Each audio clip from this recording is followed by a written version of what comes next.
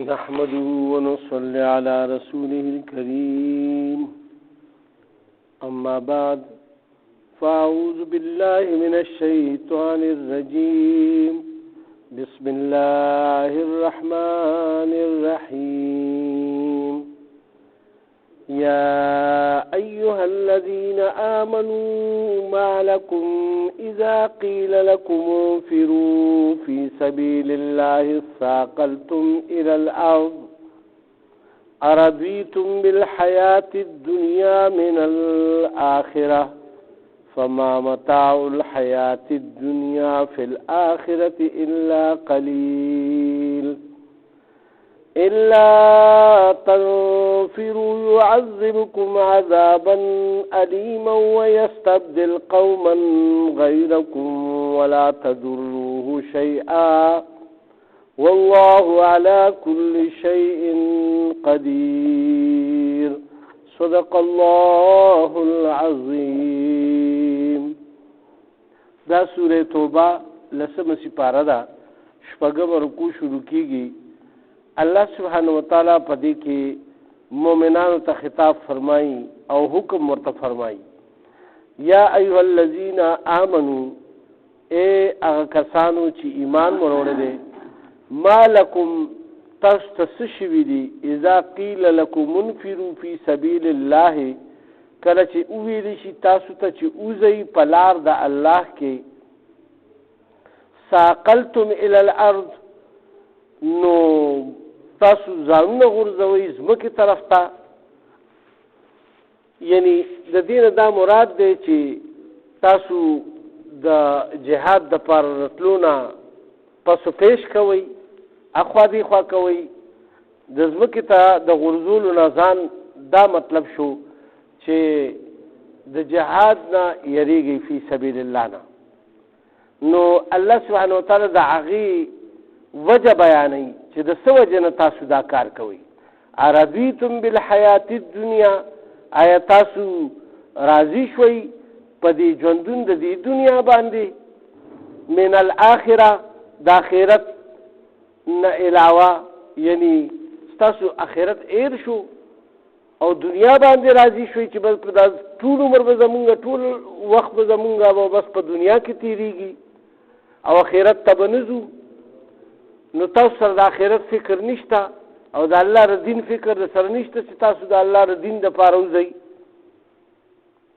فما متاع الحیات الدنیا، او نه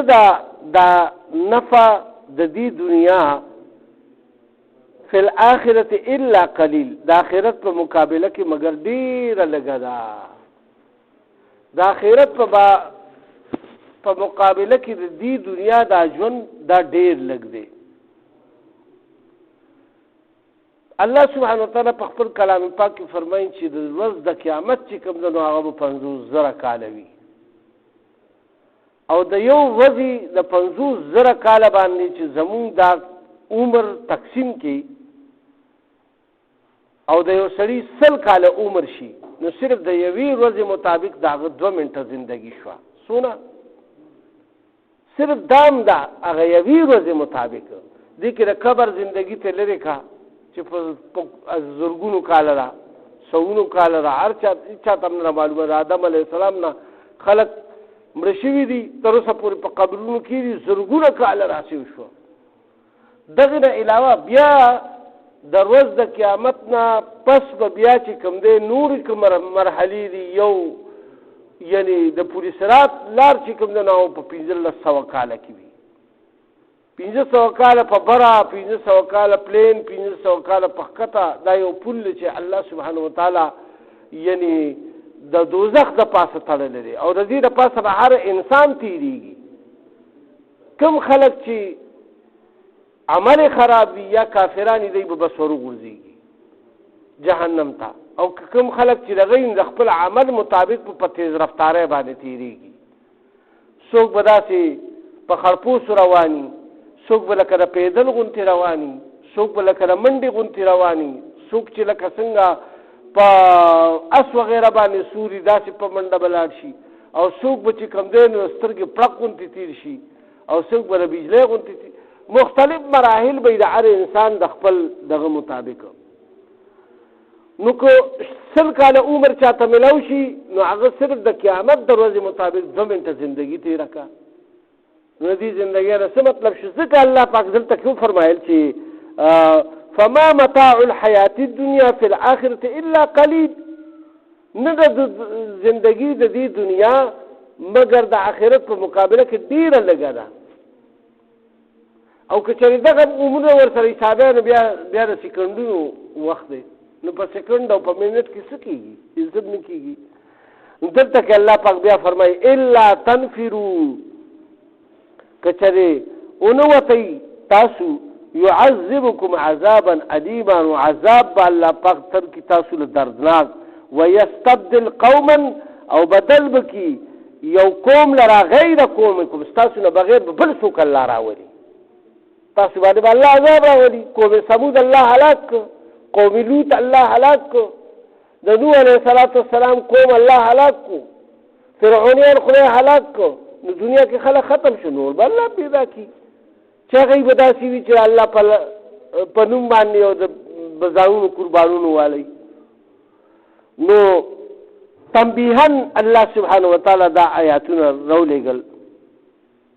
ولا تضروه شیئا، او الله پاک ورپس بیا دا مو فرمایل چې تاسو به الله پاک ته څه تکلیف څه ضرر ونه رسوئ. که الله تاسو عذاب درکړي نو تاسو الله ته څه ویلی نه شئ. یو خو په دنیا کې یو سړی وي که نه چاته چې څو وایي زه به در سره ګورم، وایي که نه چې څوک چا سره څه زیاتي وکړي او هغه وخت وس نه رسي نو ویې لکه بیا به وایي در سره ګورم. لیکن الله پاک فرمایي چې تاسو ما ته هېڅ ضرر نه شئ رسولی، دا تاسو ما ته نه شئ ویلی چې بیا به ما سره څه به ګورئ، هېڅ هم زما نه شئ کولی. لہذا الله سبحانه وتعالی خپلو بندګانو ته صفا اعلان وکړو والله على كل شيء قدير، او الله په هر سیس کار کولو باندې قادر قدرت مطلق ذات دی، قدیر دی. هغه چې څنګه کول غواړي هغه شانتي کولی شي، په ان فن کې دا ټول ورڅخه ختمولی شي. بیا الله پاک فرمایي الا تنصروه، مگر که تاسو مدد وکړو اونکو فقد نصره الله، نو بیا به الله پاک یعنی مدد وکړي د هغه. که چېرې تاسو د هغه مدد ونه کړو الله پاک په خپله د هغه مدد وکړي. اذ اخرجه الذین کفروا، چې کله هغه ویستو کافرانو د خپل ملک نه یعنی مکې معظمې نه او د قتل اراده د رسول الله صلی الله علیه وسلم کړې وه. ثانی اثنین، او بل ورسره دویم قسم و، یعنی دو کسانو چې ابوبکر صدیق رضی الله تعالی عنہ سره اذ هما فی الغار، او دوی دواړه په دغه غار کې وردن شوي وو، پناه غشتې وه د کافرانو نه، چې ورپسې لې پناه ګرځېدو. د سلو خانو اعلان شوی و چې هغه سړي ته به ملاویږي چې مړ یا ژوندی چا راوستو، سلو خان ورته ملاویږي. سلو خان تاسو اندازه ولګوئ چې نن سبا څه قیمت دی، 4-5 لک روپۍ باندې خوخ نه کېږي، د 2 لکو نه خو کمه رشته نه، د سلو خانو څو شوي 2 کروړه روپۍ شوي. نو داسې اعلانونه وردا پخوا هم وتې دي ښه، دا اوس صرف نوځي، دا هماغه نقلونه دي چې کفار یې اوس یعنی بیا هغه دهراوي. او په دغه وخت کې چې کله دا کافران د دغه غار د خولې ته راورسېده اذ یقول لصاحبه لا تحزن ان الله معنا، چې کله ووایي هغه خپل ملګري ته چې ته هېڅ فکر او غم مه کوه، بېشکه چې الله سبحانه وتعالی مونږ سره دی. فرمایي چې کفار کله هغه ټریسر چې قدمونو باندې به معلومول چې به دا خلک کوم خوا لاړه، هغه دومره د هغه پوخ نظر او د هغه دومره دغه خپل کار کې هغه دونه پوره دغه یعنی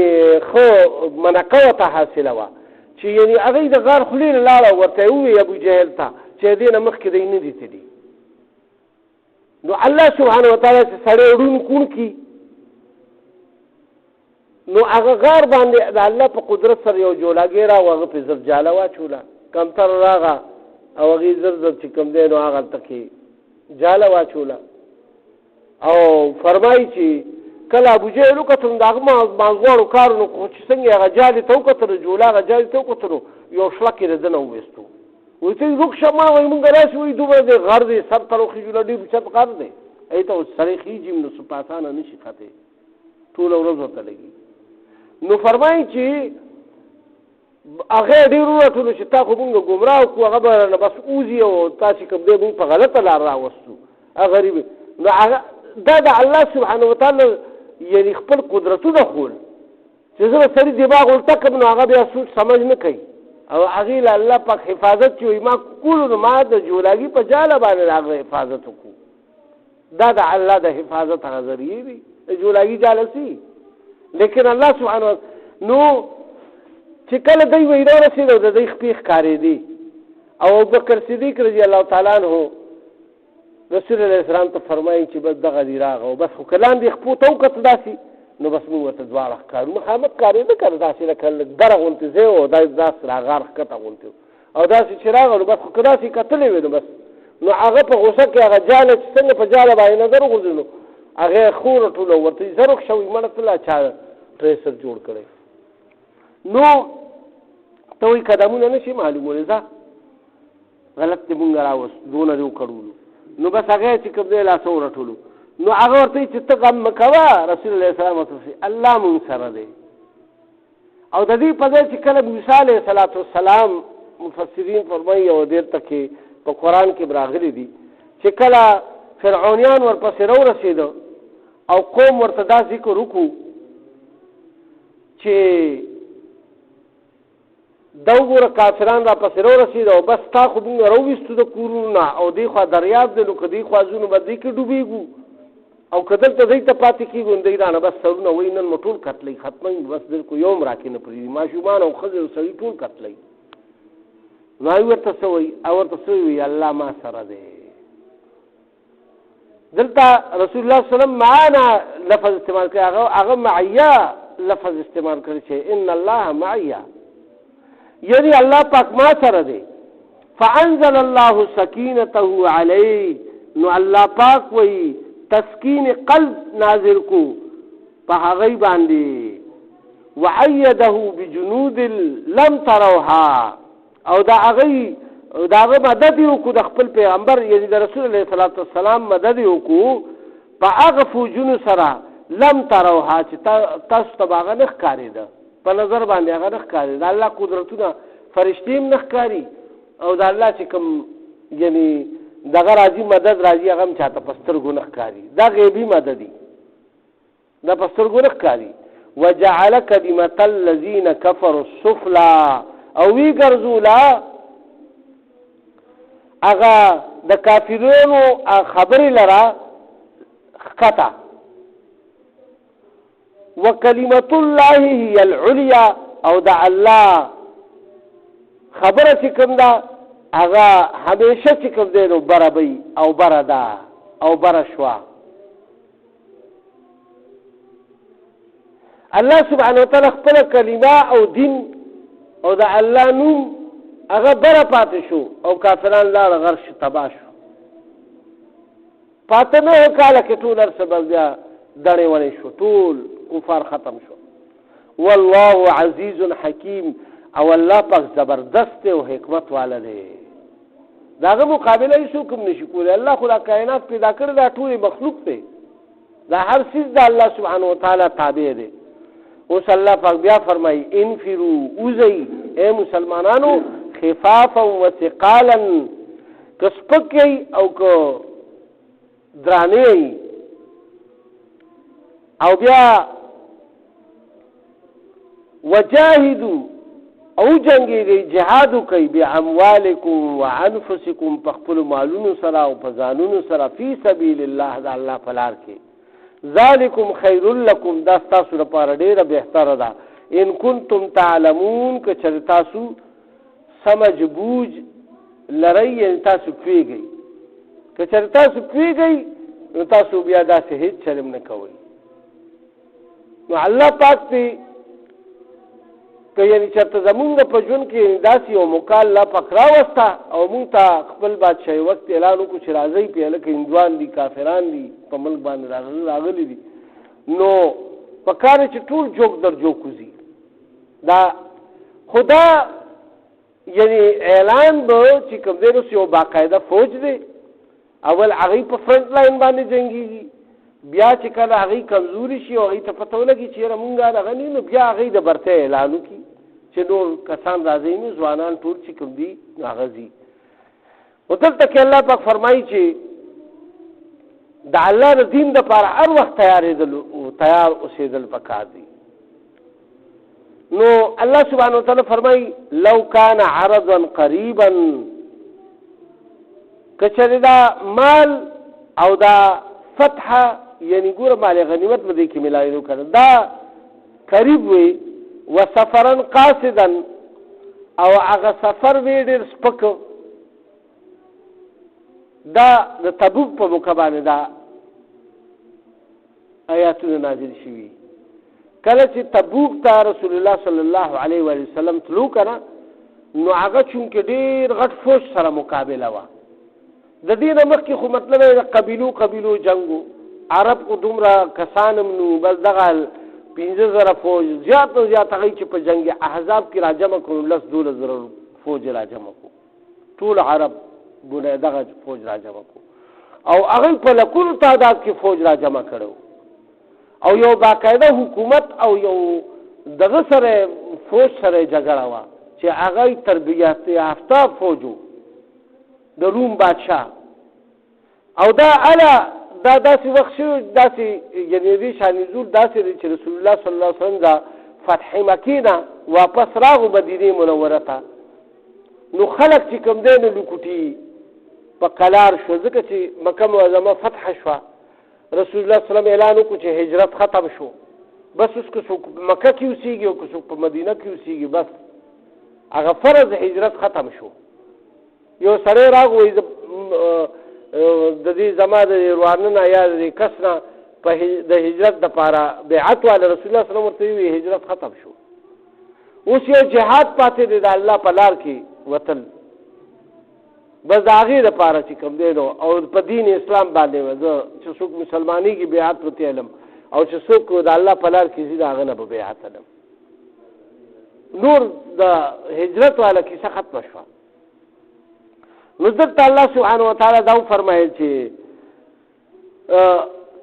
تفصیل سره فرمایي نو د دې هغه شاهین نزول داسې دغلته چې کله د مدینې منورې ته صحابه واپس راغه او دوی بیا په خپل کرکیله کې او خپل کاروبارونو کې مشغول شو دوی ته لږ وخت میلاو شو دونه موده په جنګونو کې تېره شوه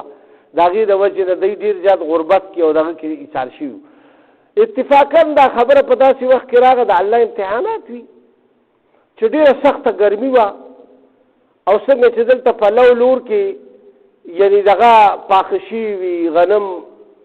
او خلک لور کوي او هغه ورځو کې چېرته ځي نه وایي هلکه لو ورځې دي دغه شان دی د کجورو موسم او کجورې ډېر ښکلې یعنی پل پرې راغلی او ټول خلک ډېر زیات خوشحال وو چې ډېر ښه میوه شوې ده او دا به اوس شوکو په دې کې چې کله رسول الله صلی الله علیه وسلم ته د قافلو په ذریعه سره دا خبر راغو چې د روم بادشاه په مدینه منوره باندې حمله کوي او فوج تیاروي او د فوج خلکو له د یوې میاشتې اډوانس تنخواه ورکړه چې هغوی خوشحاله شي او په خوشحالۍ باندې د جنګ دپاره لاړ شي ګوره اډوانس تنخواه او ورته یې چې شا به یې بس تیاری کوي په دې کې رسول الله صلی الله علیه وسلم ته چې کله دا خبر راغو بس دم اعلان وکړو وی دومره اهتمام سره رسول الله صلی الله علیه وسلم چرته اهتمام سره دومره اعلان نو کړی په دغه کال باندې ډېر اهتمام سره اعلان وکړو نو الله سبحانه وتعالی په دغه سره توفیق سره ټول صحابه تیار شو هغه یو 3 کسان دي چې دای په دغه کې بیا راغلي الله پاک بیا 50 ورځې له سزا ورکړي چا ورسره خبرې نه کولې او هغه بیا چې کوم دې توبه قبول شوه او منافقان براتله او هغه به د روح عذر کوي یره چې زما په کور کې بیماری ده یره چې زما په کور کې دا کار دی زما ماشوم بیمار دی زما کور والا بیمار ده زه یره لږ ټیک دی ما بس دا خبرې روانې وي په دې کې رسول الله صلی الله علیه وسلم اعلان وکړو بس وته تقریبا 30,000 صحابه وې دومره خلق شو چې بیا پر رجستر کې نمونه نه راتله او دا چې کوم دی الله پر هغه سره وته خو چې کله دی تبوک ته ورسېده تبوک دا اخیری بارډر او اخوا د شام علاقه شروع کېده شام پورې د هغې بادشاهت او هغه ځای کې د هغې ګورنر و خو دې خوا د هغې تصرف نو بیا رسول الله صلی چې کله هلته کې ورسېدو نو بس هغه ځای نه دلته څو شپې دغه وکړو خو بس هغه باندې خدای پاک رعب وغورځولو او هغه حرکت ونه کړو او هغه بس په هغه باندې یاره تاریخ شو چې هسې نه چېرته بس زه لاړ شم او زم پکې بس دغه شم او زما فوج هم ټول تباه او هلاک شي او دا خو په دې نه دي دا خو مسلمانان دي ای خو د ځان په دغه نه دي او هغه مخکې نه هغه ابو سفیان نه خبرې مې اورېدلې وې هغه خط چې وله تللی و هغې کې مطابق هغه ټولې خبرې اورېدلې وې هغه ته پته نو دلته کې الله سبحانه وتعالی فرمایي چې دا کوم منافقان چې وو نو دوی به د موقع په تلاش کې وو که چېرته آسان غوندې کار به ونوایي ځئ چې ځو چې زر به فایده مایده میلاو شي مال غنیمت به میلاو شي سم منافع به میلاو شي او چې کله پوه شو چې تبوک خو ډېر لرې دی او ګرمي هم ده او دی کې را فصل هم پوخ دی دا به هم ټول ضایع شي نو دی بیا څه چلو کړو چې دی دا خبره په دی باندې بده لګېده نو لو کان عارضا الله پاک فرمایي که چېرې دا نږدې وې دا سفر قریبا نږدې وې و سفرا قاصدا او ډېر سپک سفر وې یعنی مطلب دومره لرې پکې تلل نو یو اوښ باندې لس کسانو نمبر به راتلو اوښان هم کم وو که نه سورلی کمې وي هر چا سره نو بیا ځان سره نور ملګري واچولو دا دومره مزل به پیاده کولو مثال یو میل به یو پیاده لاړو نو یو میل به هغه کېناستو نو بیا به لس میله بیا هغه پیاده تلو ولې چې لس کسان وو که نه یو میل مثال په اوښ باندې به سورېدو نور به دغه نو دلته کې الله پاک فرمایي چې که سفر حل کوي لا تبعونک ولكن بعودت نو دوی به تا بیا ضرور تا سره تللی وي ولكن بعودت علیهم شقه لیکن چې کله دا ډېر لرې دی نو په دوی باندې دا مصافحت ډېر اوږد راځي او دوی ته دا تکلیف دی ښکاري وسيحلفون او دوی به ډېر زر تا ته قسمونه خوري بالله د الله په نوم باندې لو استطعنا لخرجنا معكم که چې زمونږ طاقت وي نو موږ به تا سره وتی وی دوی دا خبره به بیا وایي تا ته کوي مخکې به هم څوک راځي او څوک به بیا وروستو راشي چې کله ته واپس راشي بیا به راته عذر خپل بیانوي چې یاره جي به داسې کار یهلکون انفسهم نو دوی خپل هلاکوي خپل ځانونه په خپله والله يعلم انهم لكاذبون او الله پاک ها عالم دی چې دا ټول دروغجن دي نو دې کې دا لومبی جنگ داسې وو چې یو خو په جنگ احد کې هغه عبدالله ابن ابی ابن سلول چې کوم دی نو دا هغه مخې ته راغو او دې کې بیا چې کوم دی دا ټول منافقان په مخه باندې راغه یعنی هغوی پاتې شو کسبونه یې خوړو کله چا بیماری او عذر کول چا دغه بې عذره صرف دا درې کسان دغه و چې دا صحیح مسلمانانو او رسول الله صلی الله علیه وسلم ته بیا خپله عذر پیش کو بیا رسول الله صلی الله علیه وسلم هغوی ته ووایي چې بس تاسو به توبه الله قبلوي بیا په 50مه ورځ باندې بیا دای توبه قبوله شو الله سبحانه وتعالی هغه راغه او په دې کې ګوره الله پاک وایي امتحان اخلي خو لیکن هغه ازمایش کې انسان اچي لیکن بیا هغه له نقصان نه ورکوي وقتی طور باندې معمولی نقصان دغه شي خو هغه وایي هغه کجورې دومره برکت وکړو چې کله صحابه واپس راغه وایي هغه په هغه ونو کې هغه شانتې وي د الله په قدرت سره او وایي بیا موږ هغه خرڅ کوي چې وایي دومره برکت راغو چې نور کله به پیله زمونږ قرضې خلاصې شوي او څه لږ غوندې فصل به موږ ته پاتې شو وایي زمونږ قرضې هم پاتې شوي او موږ سره پاتې هم شو څه مو زیاتي خرڅ هم کوي او د هلته نه هم خوشا کې یو ځای بل ځای په قبیلو باندې چې کله اسلام دعوت وچلېدو یو خوا بل خوا تبوکه پورې نو ډېر خلک مسلمانان شو او ډېرو خلکو چې کوم دی نو زکات ادا کړو یعنې ډېر مال غنیمت د هلته نه واپس راغو نو الله پاک صحابه محرومه نه کړو خو لیکن امتحان اخلي نو دا ټوله زندګي د امتحان ده الله سبحانه وتعالی دی مونږ چې کوم دی په هر امتحان کې کامیاب کړي او په سختو امتحانونو کې به خدای نه اچوي ولې چې مونږ ډېر کمزوري یو زمونږ ایمان ډېر کمزور دی الله سبحانه وتعالى دې موږ ټول په دې باندې عمل توفیق راکړي. سبحان الله وبحمده سبحانك اللهم وبحمدك اشهد ان لا اله الا انت استغفرك واتوب اليك. یا الله کړه دې په معنا په مفهوم کې زمونه څه غلطي کمی کوتاهي شي معافي راته وکړي. زمونږ دا ناسته په خپل درګه قبول او منظور کړي. موږ نه کارونه واري چې تاسو د رضا او د لقاء او د قرب سبب جوړ شي. په موږ کې په کورونو هسپتالونو کې الله څومره مؤمنان مسلمانان بیماران دي شفایاب کړي، څومره قرضداران دي قرضونه خلاص کړي. د چا څه حاجات دي الله تعالی ته معلوم دي، د خپل غیبي خزانه ورته پوره کړي. زموږ آبا او اجداد د مخکې څومره وفات شي د ټولو مغفرت وکړي. د رحمت باران په قدر د حاجت د مسلمانانو کې مونږ ته د راتلونکي منزلونه آسان کړي او په آخر کې به دا عظیم شانه کریمه نصیب کړي. لا اله الا الله محمد رسول الله صلی الله علیه وسلم.